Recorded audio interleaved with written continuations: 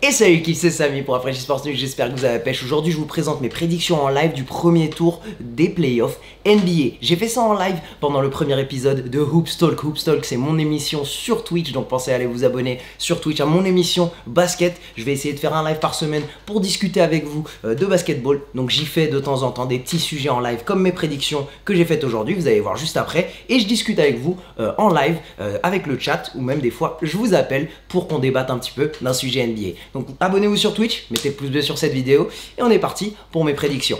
Côté de l'Ouest, on a les Lakers qui rencontrent les Blazers, les Rockets qui rencontrent OKC, Denver versus le Jazz, Dallas versus les Clippers, et à l'Est, on a les Bucks contre le Magic, sweep, on a le Heat contre les Pacers, les Celtics contre mon équipe, les 76ers, on va parler de ça, et les Nets contre les Raptors. On va faire chaque équipe, et je crois qu'on va commencer par les équipes de l'Est. On va faire les prédictions de chaque série avec qui gagne et le nombre de matchs. Mettez vos prédictions dans les commentaires sur YouTube, j'attends vos prédictions. Je vais faire un format qui va être selon les séries les plus faciles à prédire aux séries les plus dures à prédire.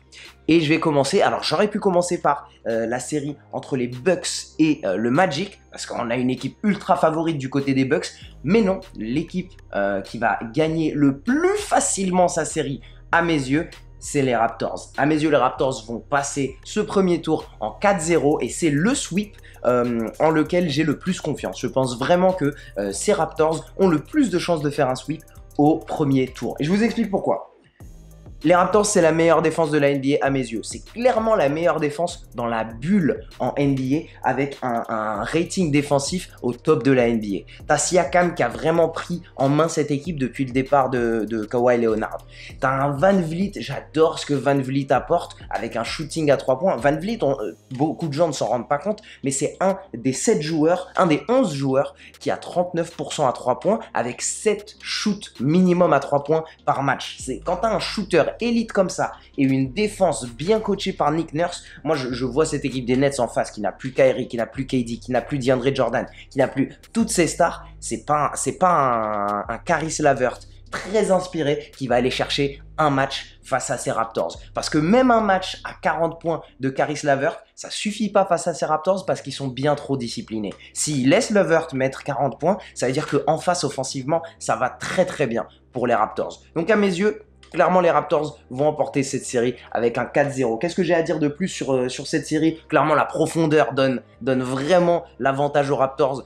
Quand en face, chez les Nets, tu as une profondeur où tu dois aller chercher Jamal Crawford hors de sa maison de retraite, et de l'autre côté chez les Toronto Raptors t'as un Powell, Ibaka, Anunoby, Gasol, Davis et même Hollis Jefferson. Il y a de la profondeur comme pas possible dans cette équipe des Raptors, et ils vont faire un 4-0 contre cette équipe des Nets. Les Nets l'an prochain, ils seront très très intéressants. Maintenant on passe aux Bucks versus Magic. C'est mon deuxième sweep de cette saison, de ce premier tour des playoffs. À mes yeux, clairement, le Magic arrive en 8e, et quand tu arrives en 8e à l'Est, c'est pour simplement faire acte de présence en playoff face à un Giannis et à toute cette équipe qui est absolument folle. Giannis, pour rappeler, face au Magic cette saison, c'est seulement sa moyenne face au Magic. Il a 26,3 points, 15,7 rebonds et 7 passes décisives. C'est des stats absolument dingues. Donc vous pouvez prévoir une grosse série de la part de Giannis sur ce match, sur cette série entière. Donc ce sera seulement 4 matchs à mes yeux, mais je pense que Giannis va faire des très belles performances, parce que c'est ce qui arrive quand tu demandes à Aaron Gordon de défendre sur Giannis Antetokounmpo. Pour moi, la personne importante en dehors de Giannis chez ces Bucks, c'est Brook Lopez. Brook Lopez, quand il est sur le terrain, ça c'est une stat qui a été prise dans la bulle NBA. Quand il est sur le terrain, les Bucks sont à plus 9. Quand il est hors du terrain, les Bucks sont à moins 11. C'est le plus-minus qu'on connaît si bien. Si vous regardez ESPN, on se fait rabâcher cette stat. C'est une stat qui décrit combien de points de différentiel un joueur a quand il est sur le terrain. Quand il est sur le terrain, Brook Lopez, c'est plus 9 points pour les Bucks. Quand il est hors du terrain, c'est moins 11 points. Il est très important pour cette défense pour les Bucks, mais je pense que ça va quand même être à l'aise pour eux, et ils vont gagner un 4-0 face à ce Magic. Et là, on commence les matchs qui commencent à être un petit peu plus délicats à noter. On sort de la zone des sweeps pour commencer à l'ouest avec ma première série qui est quand même pas si serré que ça, parce que je pense que les Clippers vont bien s'en sortir face aux Mavericks. Les Mavericks, c'est une première occasion pour Luka de faire du bruit en playoff, mais il se retrouve face à une très très belle équipe. C'est deux équipes qui vont marquer énormément de points. Si vous voulez regarder une série qui va être super marrante à regarder, ça va être cette série. C'est les deux top scoring équipes en NBA. Ça va avoir une avalanche de points. Luka va marquer, va faire quelques matchs à 40 points, je pense, dans cette série s'il veut avoir une chance de gagner. Mais du coup, Luka Doncic, il avait fait des très belles stats face aux Clippers pendant la saison. Pendant la saison, il est à 29, 7 et 7 de moyenne. On dirait des stats de LeBron James. Mais par contre, il faut faire gaffe parce qu'avec ses stats, il est à 42% au panier, au shoot au panier, et il est seulement à 27% à 3 points, et il a 5 balles perdues par match face à eux. Donc s'il perd 5 balles face à ses Clippers, ça va pas pardonner, et ça risque de faire un 4-1. À mes yeux, ce sera un 4-1 parce que cette équipe des Clippers est bien trop profonde. Maintenant, cette équipe des Clippers, on les a vus que par moments faire des très belles performances défensives dans cette saison NBA. Moi, j'ai besoin de voir ces Clippers mettre la deuxième vitesse, passer la deuxième entre guillemets, défensivement face à ces Mavericks. C'est le parfait match-up pour vraiment tester ta défense sur plusieurs matchs et s'insérer dans ces playoffs avec une confiance en défense. Ils ont les joueurs pour, ils ont tout pour, sauf que les stats ne sont pas là pour back-upper le fait que les Clippers soient une énorme défense en NBA. Donc voilà, j'ai besoin que cette série soit le début de la naissance de la défense des Clippers qui est régulière. Donc voilà, est-ce que j'ai autre chose à dire là-dessus? Non, c'est un bon moment pour les Clippers pour lancer leur défense et c'est un 4-1 pour les Clippers qui passent au deuxième tour. On enchaîne avec une série que je vais regarder d'un petit peu loin. On retourne à l'Est.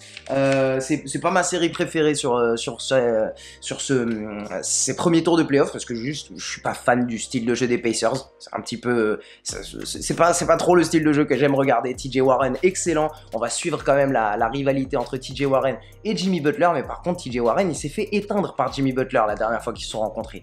Donc TJ Warren, on espère qu'il va sortir ses meilleures performances parce que quand même, il faut dire Warren dans cette bulle NBA. En dehors de face à Jimmy Butler, on est à 31 points par match et presque 60% au tir. C'est absolument dingue ce qu'il nous fait. On espère voir ce TJ Warren pour que ce soit une série intéressante. Mais à mes yeux, t'as trop de bons shooters du côté du Heat. Duncan Robinson est absolument dingue. Il peut te mettre 7-3 points par match à n'importe quel match.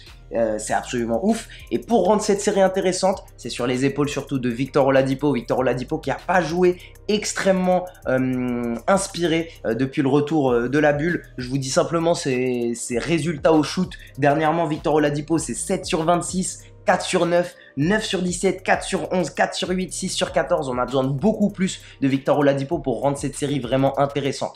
Donc ouais, voilà, je pense simplement que ça va être une série qui va finir dans 5 ou 6, mais je pense que ça va être 5 et ça va être Miami qui va passer au deuxième tour. On enchaîne avec, je crois que c'est la dernière opposition du côté de l'Est avec mon équipe favorite, les 76ers qui vont rencontrer les Boston Celtics. Cette saison, elle est très très dure pour les 76ers. Je suis en train de voir vraiment le cul-de-sac du process. Le process m'a l'air fini. À mes yeux, le process est mort. À mes yeux, il n'y a pas de fin pour ce process parce que même quand Ben Simmons est en bonne santé, même quand Joel Embiid est en bonne santé et que tout le monde joue ensemble, je vois pas de synergie dans cette équipe. Je vois pas comment cette équipe peut fonctionner. Et du coup, sans Ben Simmons, ça va être encore plus dur parce qu'il apporte beaucoup défensivement, même si offensivement, il est limité par son shoot à 3 points, il apporte beaucoup défensivement.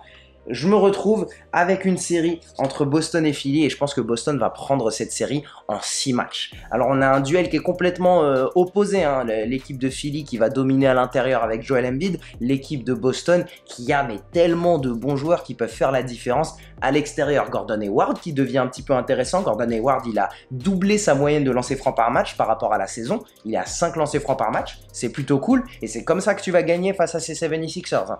Sans Joel Embiid, sans Ben Simmons, il faut qu'un Gordon Hayward aille chercher des fautes sur Joel Embiid. Et si tu réussis à mettre Joel Embiid dans des problèmes de fautes, mais tu les sors très vite, ces 76ers. Donc du coup, t'as un Jason Tatum qui est en train de devenir une superstar, Jaylen Brown, Kemba Walker qui va goûter aux playoffs, Tobias Harris en face qui va devoir défendre sur un petit peu tout le monde, j'ai l'impression, à l'extérieur. Marcus Smart, Enes Kanter, un Carson Edwards que j'aime beaucoup. Je pense qu'il y a vraiment beaucoup plus de profondeur du côté de Boston. Et même le talent, le top talent, je préfère avoir un Jason Tatum qu'un Joel Embiid qui mène mon équipe. Je pense que ça va être une série qui finit en 6 et j'ai l'impression d'être gentil avec mes 76ers en disant 6. Franchement, ça m'étonnerait pas que ce soit 5. On arrive aux séries qui sont les plus difficiles à définir à mes yeux. Ouh, attendez, j'ai glissé une série... J'ai glissé une série dans le mauvais sens. On arrive aux côtés de l'Ouest. Pour moi, c'est la série la plus intéressante à regarder, cette série. Rockets versus OKC. On a James Harden et Russell Westbrook qui retournent face à leur équipe de Oklahoma City où ils ont grandi et ils vont se retrouver face à Chris Paul, face à Shai Gilgeous-Alexander, face à Steven Adams, face à Dennis Schroeder, face à cette équipe qui a beaucoup de profondeur. Il y a vraiment un avantage de profondeur du côté d'OKC à mes yeux et surtout cet avantage de la taille à l'intérieur. Steven Adams va pouvoir se faire très plaisir à l'intérieur. Surtout, il faut noter que Russell Westbrook ne sera pas présent pour le premier match. Et franchement, au nom de la blessure, j'ai pas trop de nouvelles à part le nom de la blessure pour Russell Westbrook. À mes yeux, cette blessure au quadriceps, ça va coûter plus d'un match à Russell Westbrook. J'anticipe Russell Westbrook manquer au moins 2 matchs. Et si je devais parier, je parierais sur 3. Donc je pense que cette série, pour que Houston la gagne, il faut que cette série soit longue. Je pense que Chris Paul va bien prendre avantage du fait que Russell Westbrook ne soit pas là, parce que Russell Westbrook, il fatigue énormément Chris Paul quand il est sur le terrain. Et du coup, on se retrouve avec une série qui va être longue, une série qui finit en 7 matchs à mes yeux. On a les Rockets qui doivent un peu survivre avec le retour de Westbrook. Je pense qu'ils vont pousser la série à être le plus long possible. Et surtout, Westbrook, il apporte une aide au rebond. Parce que t'as pas beaucoup de rebondeurs dans cette équipe des Rockets. Quand tu as Russell Westbrook, t'as de l'aide au rebond.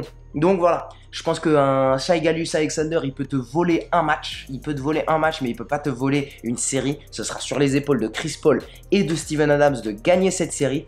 Mais je pense quand même que les Rockets ont le meilleur joueur, les Rockets vont récupérer Russell Westbrook et ils vont réussir à arracher cette série en 7 matchs. J'ose penser que OKC va vraiment rendre cette série très très dure, mais je pense qu'avec un retour de Russell Westbrook, les Rockets vont battre ces Oklahoma City Thunder.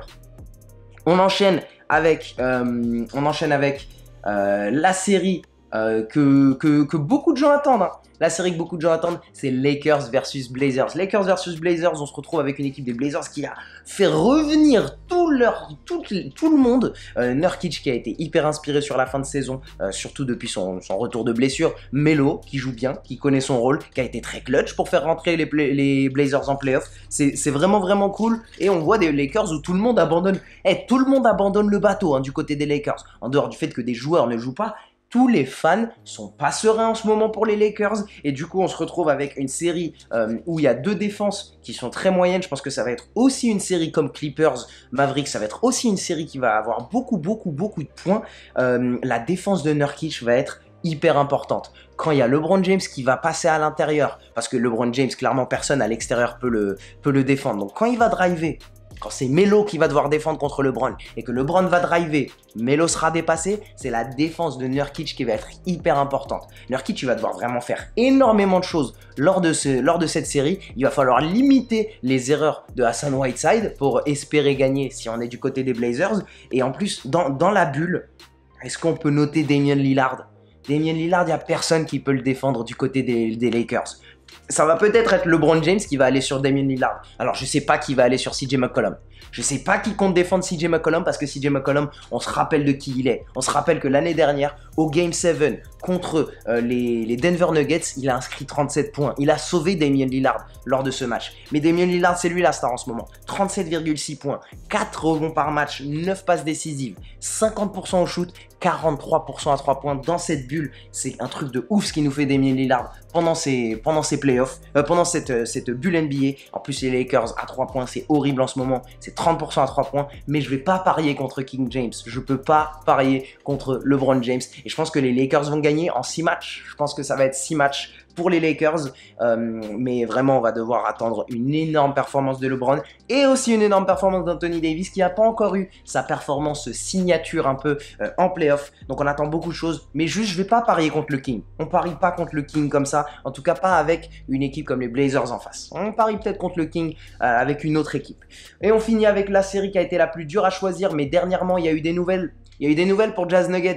Mike Conley a quitté la bulle pour aller assister à la naissance de son fils. On respecte ça complètement. Ça fait un moins encore pour le Jazz. J'avais déjà Denver gagnant pour cette série. Alors, qu'est-ce qu'on a à dire pour Denver Denver contre le Jazz, j'ai Denver en 7 matchs, mais c'est la série la plus dure à annoncer. On a un vrai gameplay hyper intéressant, un match-up entre Jokic et Gobert. Ça va être hyper intéressant à regarder. Ces deux joueurs tellement différents, donc ils peuvent se faire beaucoup de mal et un peu se neutraliser. À mes yeux, ce que va apporter Gobert et ce que va apporter Jokic, comme ils sont tellement différents, comme ils vont se neutraliser, ça va se neutraliser. Comme ils sont tellement différents et apporter tellement de choses d'un côté comme de l'autre, ça va un peu se neutraliser. Donc c'est comme ça que j'aborde ça. J'ai l'impression que eux deux vont se neutraliser. Jamal Murray et Donovan Mitchell, ça se neutralise aussi. Pour moi, ils apportent à peu près les mêmes choses. Je comprends ceux qui me disent que Donovan Mitchell apporte plus. Ok, vous pouvez me dire que Donovan Mitchell apporte plus. Pour moi, c'est pas le jour et la nuit par rapport à un Jamal Murray. C'est pas extrêmement différent. Donc quand tu as tes deux meilleures stars qui se neutralisent, je regarde qui est la suivante.